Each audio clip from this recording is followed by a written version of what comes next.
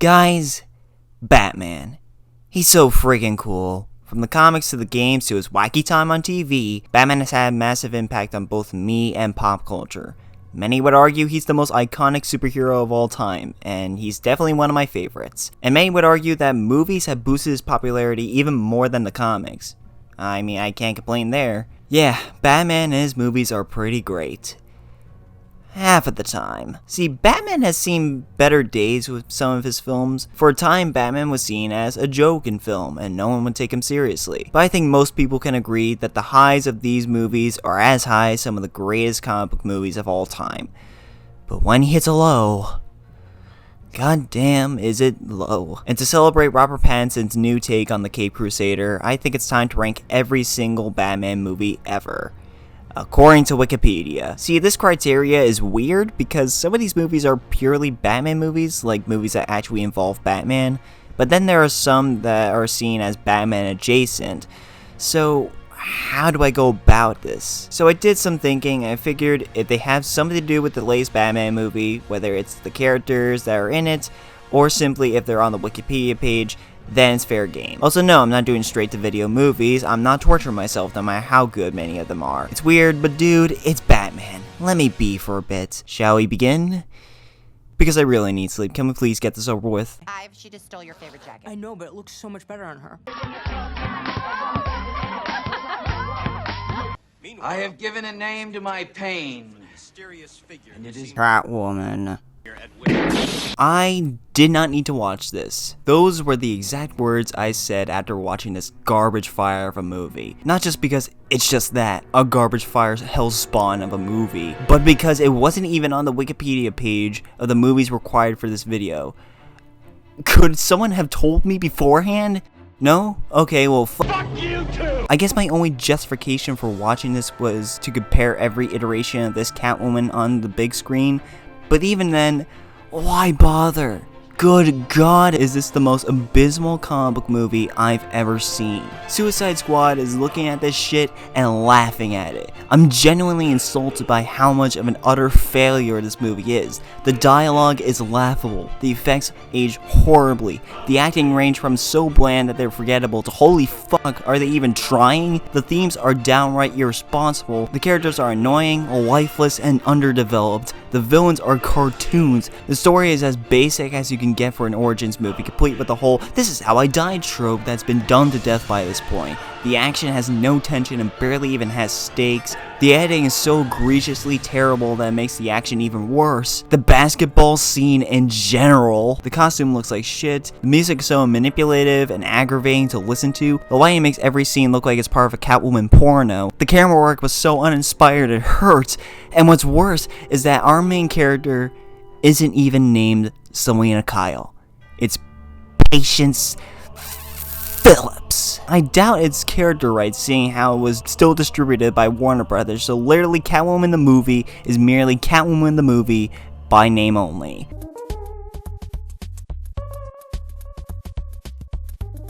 This movie was meant to undermine this amazing character from the comics and other media and turn her into an even more sexual being with little to no nuance to be cited. This is a toddler's interpretation of who Catwoman is, and if it wasn't for the fact that Catwoman was in this new film, I would have gone my whole life without laying my eyes on the worst comic book movie of all time. Also, Manny from Cloudy with a Chance of Meatballs was in this, and I keep asking myself, why? Oh, somebody kill me, please! Somebody kill me, please! Yeah, you can only laugh for so long, bitch. Well, yes, Catwoman has become the single worst comic book movie I've ever watched. This doesn't mean that Suicide Squad is off the hook just yet. I was reluctant to even watch this film for this list, despite it being on the Wikipedia page and that Batman is technically in it. He only has like a collective 2 minutes of actual screen time and has very little to contribute towards the plot, but I watched it anyway so I could finally get the opportunity to tear into this piece of shit. Whatever's been said about this movie either is true or hasn't been talked down upon more. The editing is easily some of the most baffling, incompetent, annoying, and dishonest I've ever seen in any film, let alone comic book movie. It's so bad that it makes the story even worse, which it was already bad to begin with because it's just so hard to follow with so many threads being made and characters to focus on. The lack of a focal point for a particular character makes the team dynamic so fake and forced. I lost one family, I ain't gonna lose another one.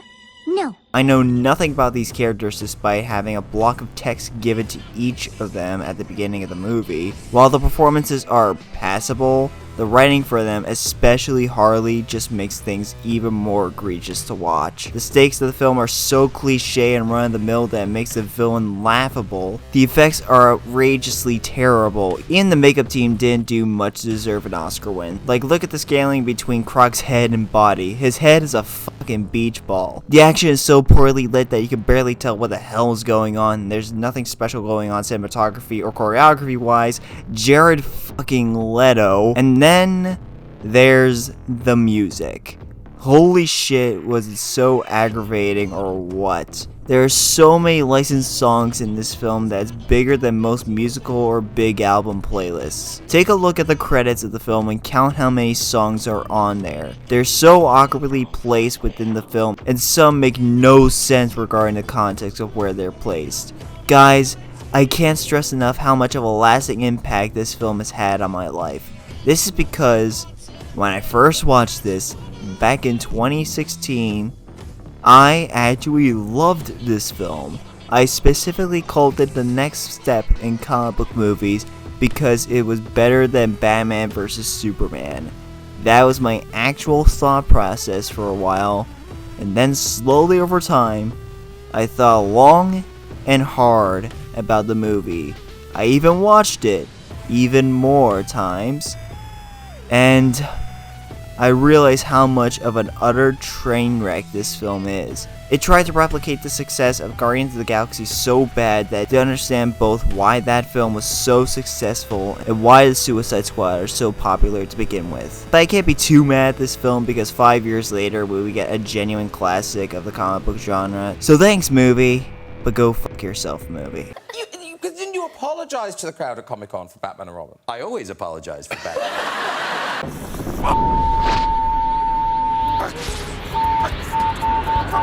No!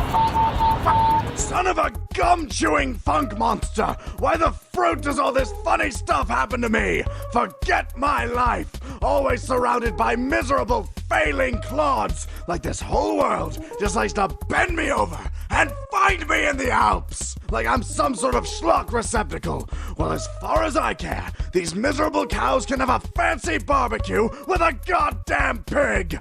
There. I think I made my point. Kal-El, no.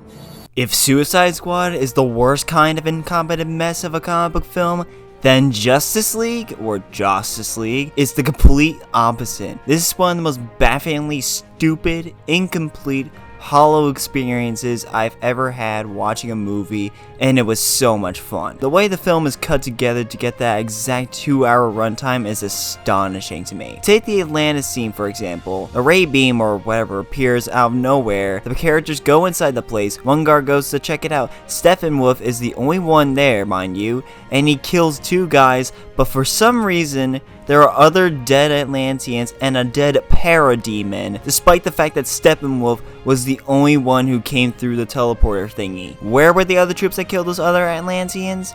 I don't know, you tell me, movie. Scenes just start and end so quickly that very important moments of explanation for the plot just drift by like nothing. The characterization is non-existent. No one learns anything in the end. Everyone just looks bored out of their mind acting in this. But then again, if this man, who I'm glad I can finally openly say I don't like without the internet coming after me with pitchforks, was the one directing me, I would be miserable too. The action is so low energy and I feel no sense of danger throughout any of the fights. In regards to how Batman factors into this film, he's really just a spectator who watches his team fumble and fail and sometimes make a decision for the group. He's just so nothing in this film. Steppenwolf may just be the most unimposing villain in any comic book movie. Fucking Mr. Freeze gets more shit done and has more menace than this Goomba. The tone of the film is extremely inappropriate for this universe, and having characters like Batman telling jokes all the time just makes every scene irritating to watch. This might be Danny Elfman's worst score ever, as I remember nothing from it except callbacks to previous comic book movie scores. Then there's the color grading of this film. Holy fuck, I hate colors now. While I was never a particular fan of Snyder's color correction in his films, at least they were consistent and made some neat visuals from time to time, and it did help hide many of the obvious effects better. Here you could see everything in bright, full display. And Jesus Christ, is it hideous. The blast of color makes every scene look so distracting, and it causes the effects of this film to look horrendously unfinished and obvious. Steppenwolf is the crown jewel of this, having one of the worst character designs in any comic book movie. It also just makes every costume all the more fake looking. Speaking of fake looking, don't get me started on Superman's lips. Yeah, at this point you don't need me to tell you that this film is bad, but one that I honestly think if you get the right people together and had a few drinks, this film could serve for something. Or maybe this movie will just kill you for doing it, so don't trust my word on that. Deep beneath the Gotham City McDonald's, the time has come for the Gotham Glassware Collection. Yep, Batman Forever, aka the one with the memes. Oh god, was this movie insufferable to watch. There was literally nothing to enjoy here besides Jim Carrey's wacky performance as the Question Man, who even then feels completely out of place in the Burtonverse of Batman. And yes, this is still in the Burtonverse. They reference Bruce's other relationships like Catwoman, and the actors for Alfred and Commissioner Gordon are still the same. But even more out of place is Tommy Lee Jones' puke face. For one, this man cannot do manic. Sorry, not sorry. Two, this is just not an accurate portrayal of this character at all, and not what I see in Two-Face. And that wouldn't be much of a complaint, because I have no problems with some minor character adjustments if it fits the universe the film was set in. Like Joker in that movie, that's totally not at the top spot of this list, I mean, come on. But it doesn't work here because even at their looniest, there was still this layer of tragedy or darkness to each of the previous movie's villains that the film builds upon. They could have done that with either one of these villains, but no, let's just make them insane for the sake of no real depth for this film. And three, Lee was somehow appalled by Jim Carrey's performance but never checked his performance beforehand?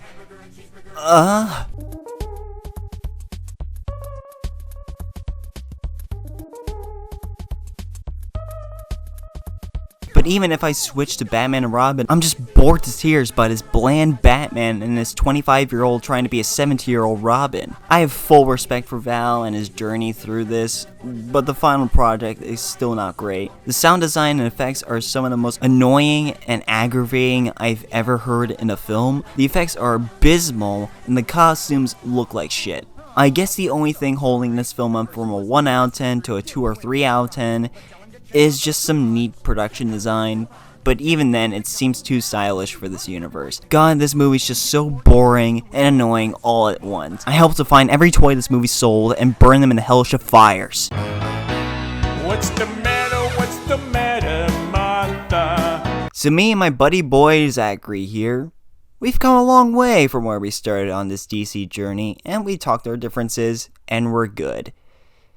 But this still doesn't change the fact that Batman vs. Superman is boring as fuck. Even when I first saw this when I was like, 13? I don't remember. I thought this was the slowest, most uneventful comic book movie I've ever seen. I think it's merely based on the fact that I'm completely disinterested by these versions of Batman and Superman. They show little in the way of personality, and their hatred for each other is founded upon pure hypocrisy. Batman's mad at Superman for killing people, but Batman is also killing people, and Superman's mad at him.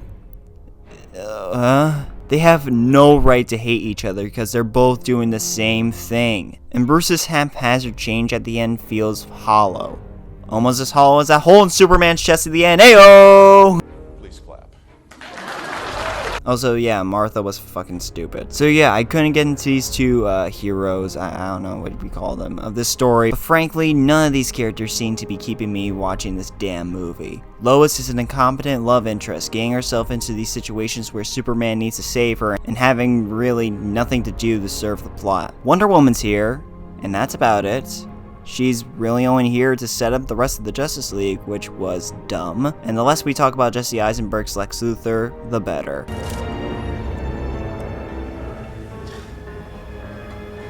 It's cherry. It'll douse your mouth in downright deliciousness. Also, this film is capital U ugly, I tell ya. Everything just looks so dull looking, and the lighting just makes every scene look so artificial. The effects are really starting to show their age and didn't improve much with the extended edition. Speaking of which, yes, I watched the Ultimate Edition, and my feelings haven't changed much. I don't have enough to say about it to warrant its own section, and either way, both editions feel like the same vision and style. Whereas with the Justice League, they feel completely like two different movies with specific directorial visions to warrant two different discussions surrounding them. What else can I say about this film that hasn't been said already? It's probably the most boring comic book movie I've ever seen in my life. I guess I like the fight scenes enough. I mean, when Batman isn't killing people, they feel like nice Batman fight scenes. I don't know, man, this was a really big disappointment, and it's a film I'm comfortable never watching again. Moving on.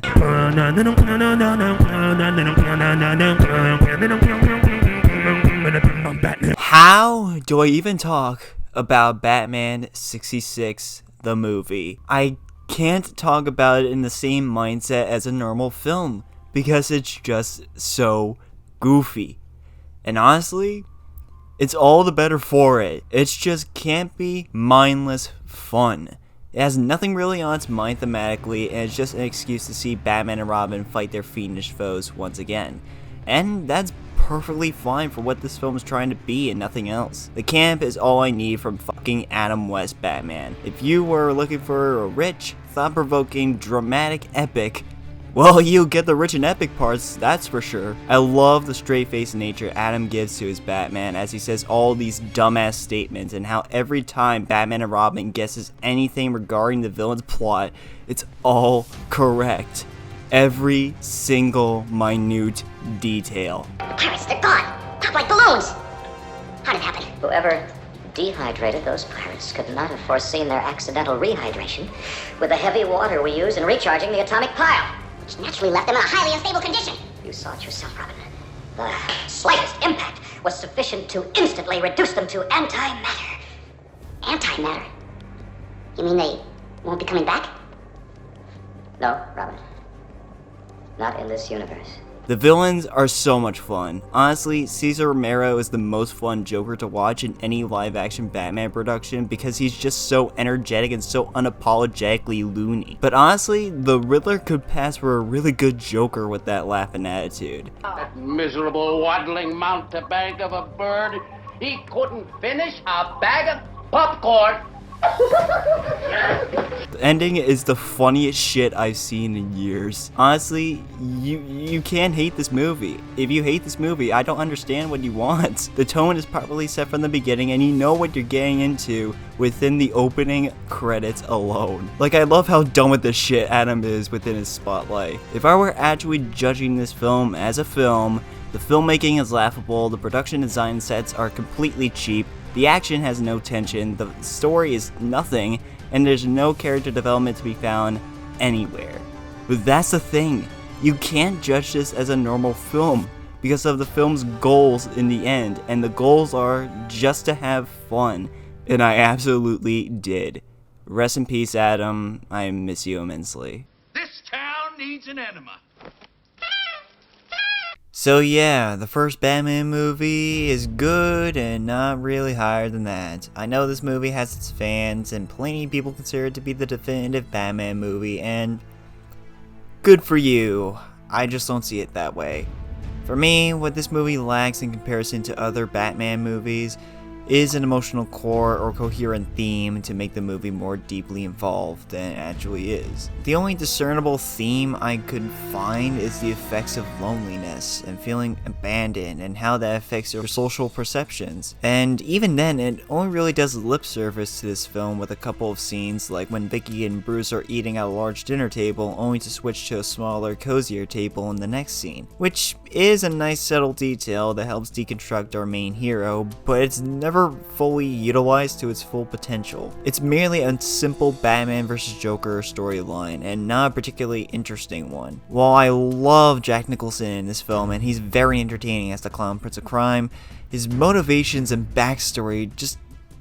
they don't make a very compelling version of the Joker, I'm sorry. He was a simple hired gun who got double-crossed and fell into a vat of chemicals because of Batman. It's the simplest of backstories for the Joker, and one that doesn't do it for me now. I'm sorry. Maybe it's because we've seen many other stories revolving around the Joker and his backstory that go more in-depth with his reasons for becoming the Joker that's made this version go soft on me. Or it's because we didn't get enough from it to call him compelling. I don't know, man. His motivations are also pretty weak. Like the reasons why he goes on a senseless killing spree on all the mob and citizens of Gotham, and why he really wants to kill Batman besides obvious reasons, was purely because he got a sudden boner on Vicky, which is kinda lame. Vicky herself is also kind of boring as a love interest to Batman, and really doesn't get enough development as a character to make her memorable. Lastly, and this is really gonna piss off a lot of people, I'm truly sorry what I'm about to say, I kind of find Michael Keaton's version of Bruce Wayne and Batman to be unengaging and uninteresting, at least in this film. His Bruce doesn't receive much development beyond realizing Joker being his parents' killer to make him the most compelling Bruce, and he looks and feels stiff whenever he's Batman. Like, the cowl really brings down his performance and makes his movements look very awkward, which also makes the action sort of lackluster. Also, are we just not gonna talk about the high body count Batman has in this movie? Like, you could say that he's killing the people in the Ace Chemicals building, I'm calling Ace Chemicals, this is not Axis, fuck it, by proxy, and the Batmobile's to blame, but just listen to yourself for a minute. You're gonna blame a car for killing people. Like, just the car. Not the person who's remote controlling it. Like, that's pretty much saying, I didn't kill the civilian, the gun did, even though I was clearly holding it at the moment of their death. So, with all this bashing on the characters and the rating, why is the film not lower? Well, because it's just fun. It's fun to meme, it's fun to watch, it's fun to look into the production of this film, it's just fun. The look of the film is pretty solid, though this was definitely during a time where Burton was still trying to find a style, but it still works here, and the score is just excellent. Clearly one of the most iconic scores in any comic book movie, let alone Batman movie. While I think I like Danny Elfman's Spider-Man music more, I have to acknowledge how great his score is in this film. And despite my grievances with Keaton's Batman, I still highly respect him for how influential he was as the character. So yeah, I am disappointed that I've been continually losing love for this film over time. And that's a shame, because I remember loving this film as a kid and calling it my favorite Batman movie next to Batman Begins. But now I see why people consider it to be overrated in the grand scheme of other Batman or Batman-related films. It's good, but far from the highest of this man's franchise. Also, hashtag justice for Bob. Meow? This may just be the biggest hot take of my entire life, but I very much prefer Batman Returns over Batman 89 for one simple, minute reason. Catwoman. Out of every character within the Keaton Batman world, Selina Kyle easily takes the top spot as the most interesting, entertaining, nuanced, and developed character.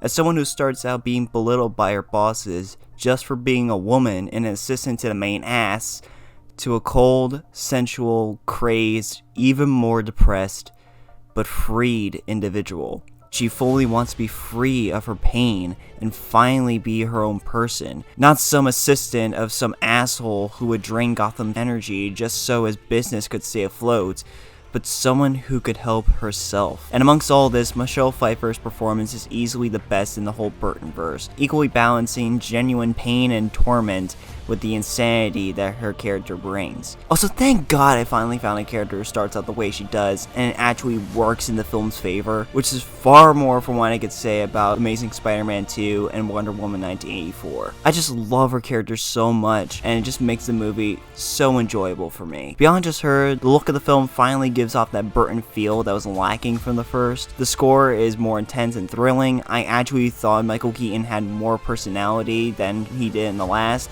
despite him not having much development as a character. The suit looks a lot better this time around. I love the tragic relationship between Catwoman and Batman. Danny DeVito, come on! His performance is both goofy as hell and genuinely terrifying at the same time, and the film is far better paced than the original, since I think the action is done much better here. But yeah, the film is still not perfect. Despite holding on to the film's themes, I just thought Penguin's plans against Batman and Gotham were just so laughable. Like, how did you get schematics for the Batmobile again to hijack it, and why explosive penguins again? Also, this has to be the most incompetent Batman ever. First, he goes into a wide open room that was easily set up as a trap, but he barges in like it's nothing. He lets the Ice Queen die because he just stood there as she was swatting away bats on the edge of a building, which makes him look so bad in front of everyone else. And he literally spills his identity to Selina because he couldn't just shut the fuck up about those damn mistletoe. World's greatest detective, my fucking ass. Also, Christopher Walken's character was just very bland and never was threatening to me. But besides those issues, I just thought this was a big improvement beyond the original and showed me again why I love these movies. And it's all because of the incredible power of Danny D.D. DeVito. A man has a mental breakdown in Lego City. Hey! Fuck you. Prepare to die. Dude, how do you not have a smile on your face while watching the Lego Batman movie? It's just a perfect love letter to the Caped Crusader and his massive impact on pop culture for the last, I don't know, 100 years. The filmmakers absolutely did their Google searches to get every detail of Batman's history down, from his triumphant days to his free the nip missteps. The humor in this still works for me all these years later. My name's Richard Grayson, but all the kids at the orphanage call me Dick. Well, children can be cruel. Yeah. Whether the film is jabbing at Batman, his family, his rogues, his movies, the studio, or anything else, it's just hysterical. It's so hysterical that sometimes I just need a break to just take a breath. Which I guess is a negative since you can miss out on other jokes because you've been laughing so hard at other jokes. But that also makes it so much fun to go back and rewatch the film just to pick up on those little jokes that you missed the first time around. If we're getting into negatives of this film, I do wish the film built up on some of the relationships between Batman and his family more. For example, 5 minutes after teaming up with them, Barbara feels so attached to the Bat family that she starts tearing up when Alfred is about to die. Also, no, after seeing Batman Killing Joke and reading the Batman Beyond comics, I will never accept the shipping of Batman and Batgirl, no matter how much this movie tries. Also, the themes of accepting your family isn't very subtle in this film. But then again, this is the film that includes all things Batman and Warner Bros. Related, including the fucking shark repellent, so who cares? Also, I wish they got a different voice to play the Joker. Not to say Zack Galifianakis is bad, but I can clearly tell it's him playing the Joker. Also, how do you get Voldemort in your film and not have Ralph Fiennes play him, even though he's already playing Alfred? Also, big missed opportunity to not have Alfred be the one to send Voldemort back to the Phantom Zone. Big sad moment. But besides those issues, the rest of the film is really fun. BoJack is a really fun, energetic, and egotistical Batman and has some amazing comedic timing. I like the relationship between Batman and Joker in this. It's so wholesome, lovely, and gay, and I love it. The animation is just out of this world good and maybe better than the Lego movie by a small margin. And I'll just say that the first 20 minutes of the film is just perfect, introducing us to the comedy, the villains, the setups to layer payoffs in both jokes and plot, and just this version of Batman expertly. It's just the most harmless Batman movie out there, but in a good way. This is how you cater your Batman film to children and not whatever the fuck this was.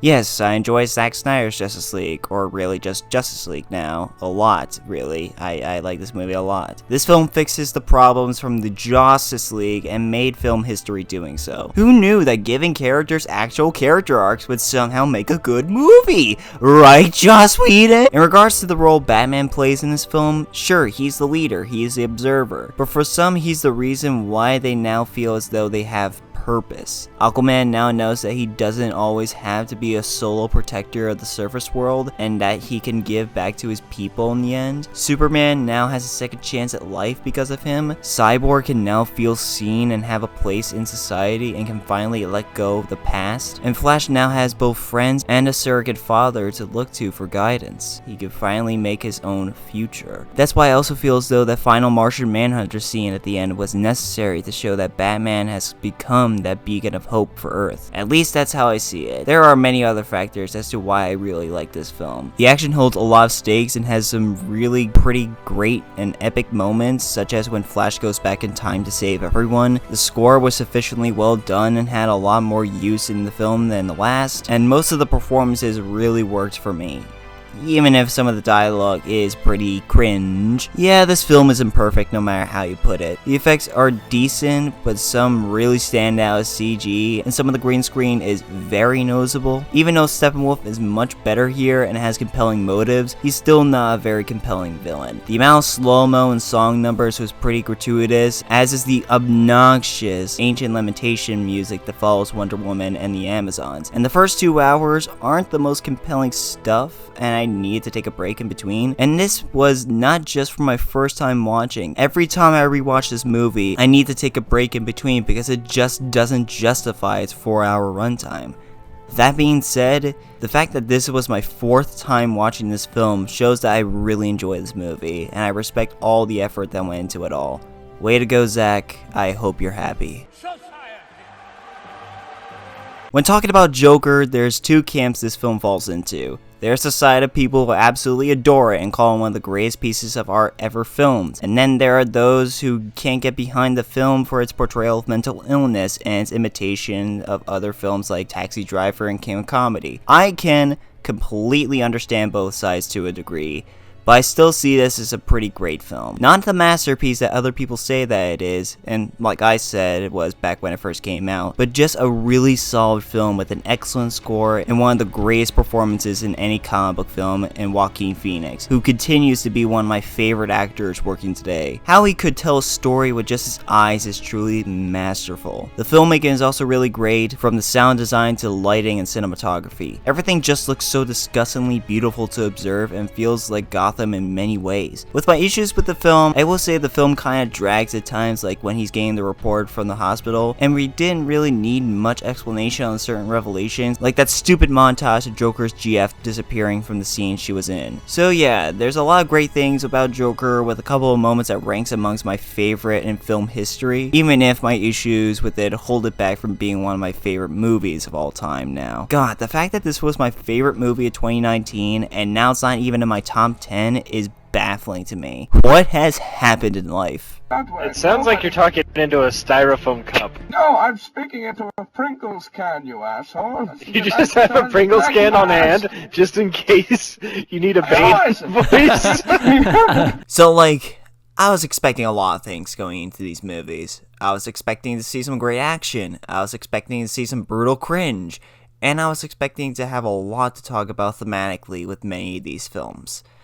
What I did not expect from any of these films was to cry. And the one that absolutely did it for me was The Dark Knight Rises. I'll tell you, man, when Bruce told Gordon that anyone could be a hero, harkening back to the moment where Gordon put a coat over a grieving Bruce Wayne, and when we see Alfred at the grave sites of Thomas and Martha Wayne, after Bruce gave his life to the city, sort of, and telling them that he failed them, I just about lost it. And this is because the film gave us more time to get more acquainted with many of these people and their relationships with Batman and Bruce Wayne, and how much of an impact he's had on all of them, and showed that anyone could truly be a hero. And that's what this film is about in my eyes. It's the reason why many of the supporting players of this film, like Gordon, Fox, Blake, and even Selena, get either equal or more screen time than Bruce. It wanted to show that yes, Bruce has done so much good in these films. What matters is that what he did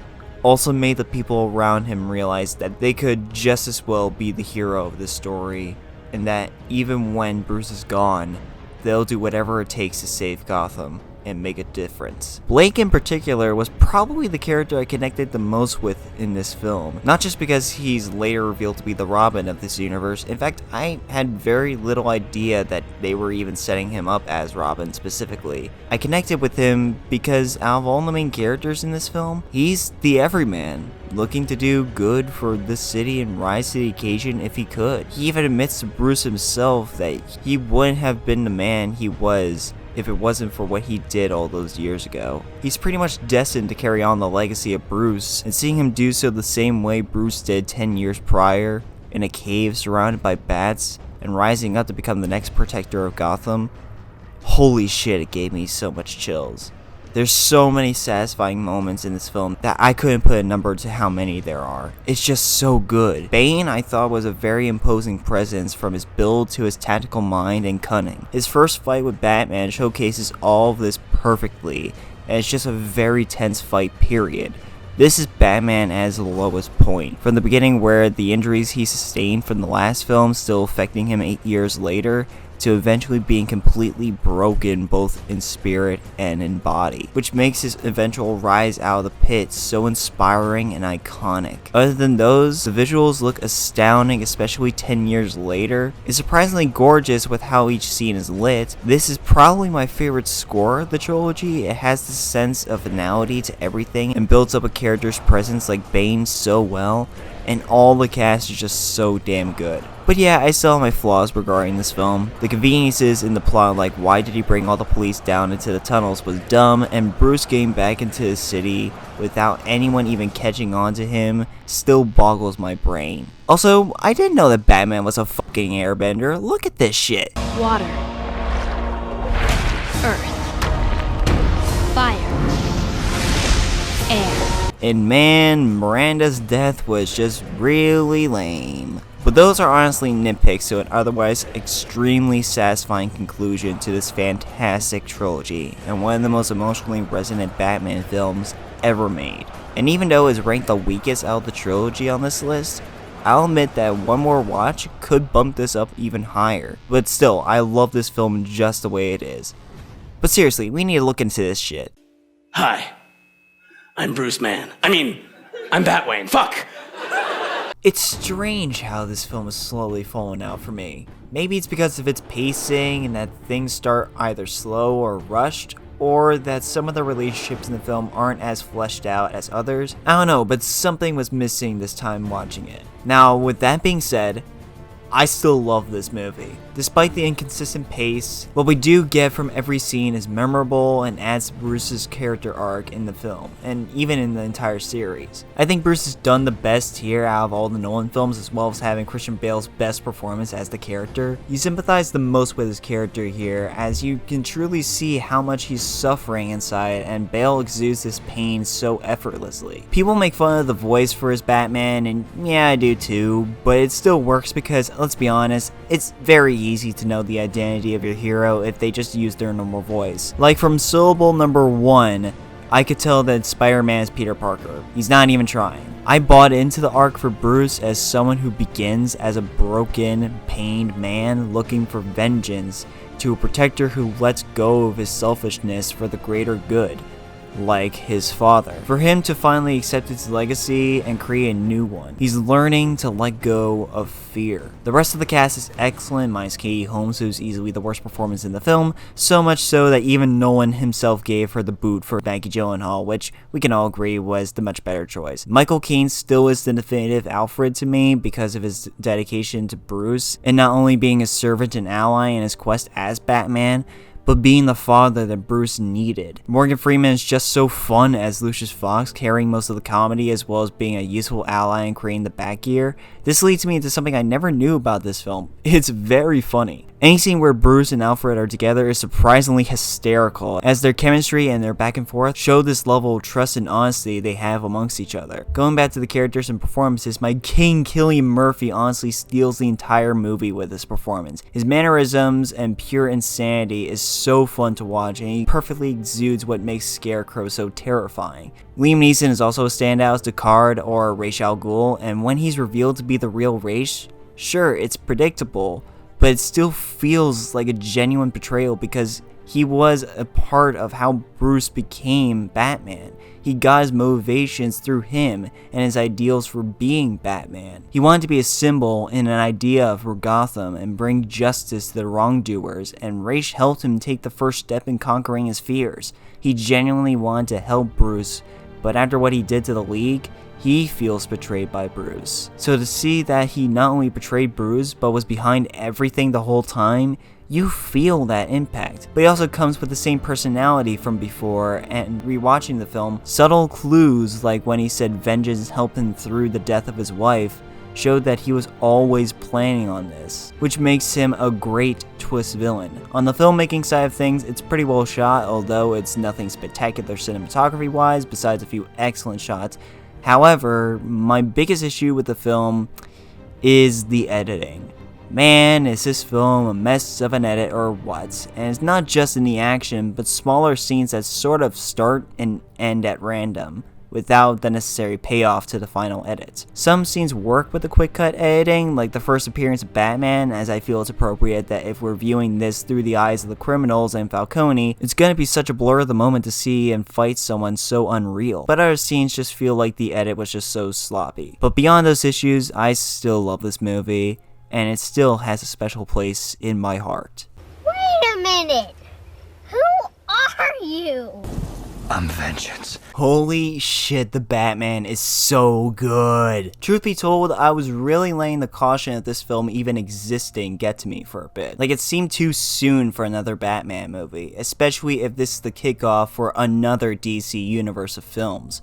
But after watching it, I cannot wait for what's to come with this Batman, as I believe Robert Pattinson is, in my humble opinion, the best live-action version of Batman I've ever seen. Granted, after rewatching many of these movies to prepare for both this movie and this list, it wasn't necessarily a high bar, but Pattinson not only surpassed that bar, but created a new gold standard for how Batman is in a live-action sense. And he showed me why Batman means so much to me. It's similar to what Rachel said in Batman Begins, in that beyond the facade we put up, and how people perceive you, it's what you do that defines who you are and why you belong. Bruce in this film at first becomes Batman to become the personification of fear and vengeance. He wants criminals to be terrified of even stepping out of line, but by doing that, the city is also in fear of him. No one beyond Gordon and Alfred can trust him because of the methods he uses to put criminals away, and that justice and vengeance aren't the same. And after everything that's happened to his city, to his family, and to himself,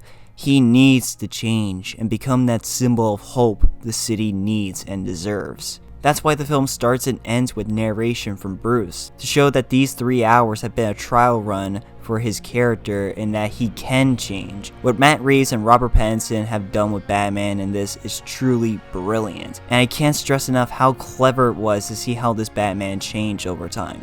People have taken issue with Pattinson's Bruce Wayne, saying that he never really changes his personality whenever he's out of the cowl. I see this as a strength towards the character, as it shows clearly early on in his career that Batman is his true identity, no matter what, and that Bruce Wayne died with his parents that night. It also makes sense for this world that this Bruce is like this, seeing how secluded he's been. Honestly, I'm surprised most billionaires don't look like this. I also love how vulnerable this Batman is. The dude gets the shit beaten out of him at so many points in the movie, to the point where you think that any fight could be his last. The first fight he has with this gang starts with him getting hit 5 times before laying a smackdown on him. One of my favorite scenes in the movie involves him running away from the police. Beyond the animated version, we never really seen that really brought to the big screen before in live action. Sure, we've seen Batman and the police at odds with each other before, but never to this extent where he actually needs to run away from them. It shows that both he's new to the scene and that he can't win every fight. It was also smart to set this in the modern day. The tech that Batman uses, such as his eye contacts, feels like it came straight out of the comics and felt realistic to this version of Batman. How villains like Riddler are able to control the masses through videos and live streams felt proper for his character, and how issues such as political uprisings, social media, the needs of the 99%, and the corruption of the seemingly good-hearted feels more prevalent today than it would have been years ago. The action is helmed to a masterful degree with the varying uses of wides and full shots throughout. In general, the cinematography of this film is absolutely fucking astounding. This is the same DP from Dune, and after those films, he's on track to become my favorite cinematographer right behind Roger Deakins, which is high praise. The cinematography just helps build up Gotham and how decrepit the city truly is. The lighting also helps make the scenes so beautiful to look at. There's a little fill light to be seen, that's for sure, and it still works. There was this layer of tension felt throughout the film, sort of how a good noir movie should have. The scene between Batman and Riddler in the GCPD specifically had me on edge from beginning to end. I love how Batman carries himself, from his look to his fighting style to even how he walks. Every step feels so powerful and shit your pants worthy that it even strikes fear into me. This is also due to excellent sound design as well. Speaking of sound, this film has the best score out of any film on this list. It blends together so many motifs for specific characters and references many songs fitting for this character that it lends to an utterly euphoric soundtrack. For the other characters, all of them are so well done. While I still think Michelle Pfeiffer's Catwoman is my favorite, Zoe Kravitz nailed both the sexuality of the character and the personal trauma inside her, as well as having excellent chemistry with Bobby Boy. Colin Farrell was just so unrecognizable in this film as the Penguin. The makeup job and his voice just really make you believe this is Penguin. He still had menace and was still very funny. That's another thing, this film was hysterical when it has places for humor. When Batman punches Gordon and then later tells him that he was pulling his punches, that was just genuinely hysterical. That one joke was funnier than most Marvel movies, honestly. Paul Dano was fantastic as a Riddler. He's never had a bad performance once, and when he goes over the top, it feels in line with his character in this world. He still was menacing, and it was just genuinely fantastic to watch him be this character. And despite being nearly 3 hours long, this film fell shorter than that, mostly because of how sparse the action was, which makes whenever they do happen even better because you know there'll always be something unique ahead to look forward to. If I had one minor gripe with this film though, is that they really didn't need that Joker cameo at the end, even if I like the actor who's playing him.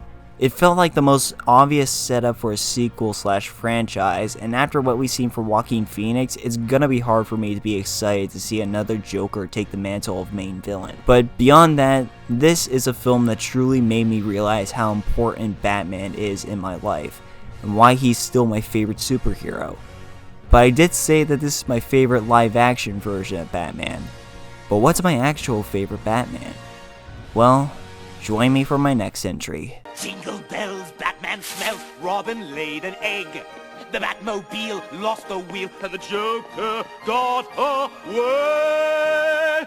Yeah, this movie is fucking brilliant. If you were to tell me that out of all the Batmans we've gotten over the course of, I don't know how many years on the big screen, the best one would be the animated one, I would be like, yeah, you're pretty much correct. Even at a very young age, Kevin Conroy was always my favorite Batman, both because of his performance and his writing. And it's not just the film that makes me think that this is the best Batman we've ever gotten, as the animated series and the Arkham trilogy show his progression as Batman tremendously, and all have such layers that unfold over each version's story. But out of all the movies, this is the one that I think has the greatest portrayal of Batman and Bruce Wayne ever put to film. You could critique every film version of this character for either the Bruce Wayne or Batman, but in my eyes, I have no problems with Kevin's version. The level of tragedy this version of the character conveys through his paranoia that if he ever found love again and can be happy again,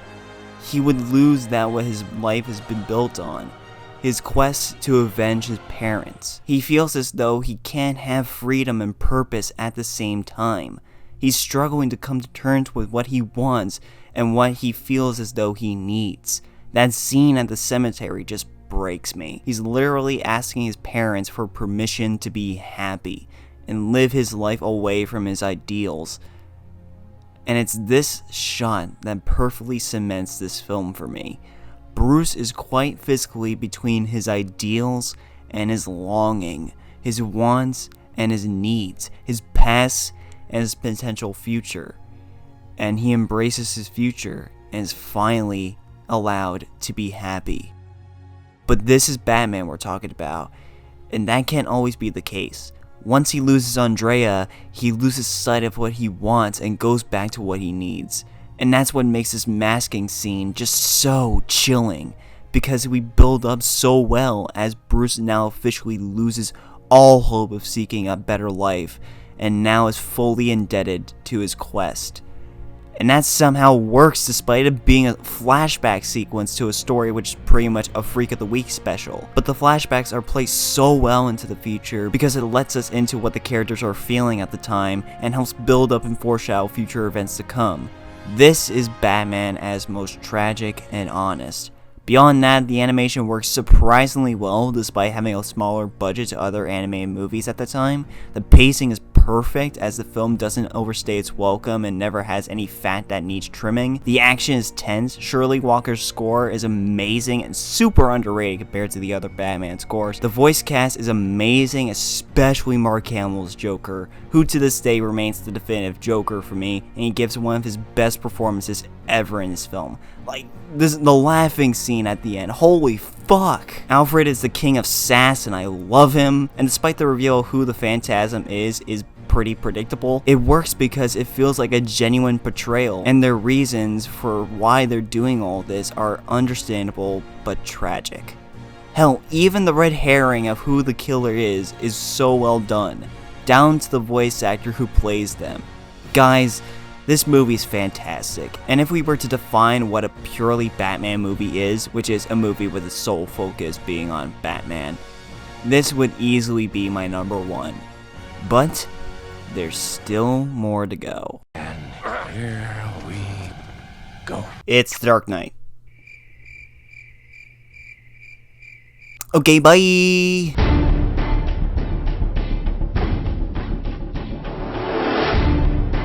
Honestly, going into this video, I already thought this was going to be my favorite, but I was surprised in the end how close the race was. Many of these films have slowly become some of my all-time favorite films. So I did something for this film that I've never done for a film before, especially for my favorite comic book movie of all time.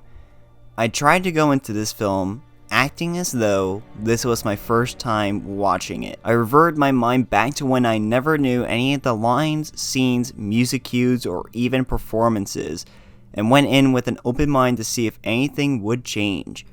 And yeah, something did change. It got even better. This film remains my favorite Batman movie to this day. Everything about this movie is everything I've ever wanted for a comic book film. A conflicted and dynamic hero dealing with the moral dilemmas of his actions. Action that is built on suspense and intensity. A story that kept me enthralled from beginning to end, having a distinct structure, shifting between different genres. The first act being a political thriller with the chase to capture the mob, the second act being a crime drama trying to stop the Joker from killing any more people, and the third becoming a Shakespearean tragedy, witnessing the downfall of Gotham's White Knight and the triumph of a villain. And speaking of which, this film has one of the greatest villains in film history, played by an actor who, while not with us anymore, still gave us a performance that will be remembered for all time. Heath Ledger made the Joker for a new generation, and still to this day is unparalleled in regards to comic book movie performances. Hell, maybe even performances, period. The crown jewel of this is absolutely the interrogation scene. A scene that exudes everything about this movie that I love. The direction helps build suspense with the camera shifting around each character whenever information is brought to the surface or motivations become either clearer or not even clear. The scoring is masterfully done with motifs of the Joker's theme appearing throughout, showcasing that he is in control of this scene, not Batman. The dialogue shows the motivations, or lack of any, from the Joker, and shows that he is truly unpredictable, even for Batman. And of course, these performances, especially Heath's, shows that they were truly dedicated to making this scene the most memorable of its kind. I know it's been said before, but the fact that these punches Batman is giving to the Joker are actually real is insane, but shows that Heath really wanted this scene to matter towards the characters and give off this level of authenticity unlike anything seen before it. The main theme I took away from this film is duality, personified in Harvey's coin at the end. It is simple to understand good versus evil, but to see the corruption of good throughout other characters such as Harvey show that victory and the end game aren't always met, and that evil could win in the end. But people will still be inspired to do good in the face of true injustice and evil, best seen in the boat sequence at the end. But the dualities and ideologies between Batman and Joker, and Harvey and his morals, help build upon these ideas. One wants to maintain order and bring upon justice to Gotham, while the other wants to show how truly insane the world has become, and that he's the personification of what the world has turned into. It's the ultimate yin-yang battle to show that one cannot exist without the other. But in the end, words cannot give this movie justice. This is one of the most hypnotic experiences I've ever had watching a film. And while there may be better Batman stories out there, in my eyes, The Dark Knight still remains as the best film out of the bunch, and has been a staple as to why I love Batman and movies so much. This is the movie worthy of this silent guardian, this watchful protector. This is the best film for this Dark Knight.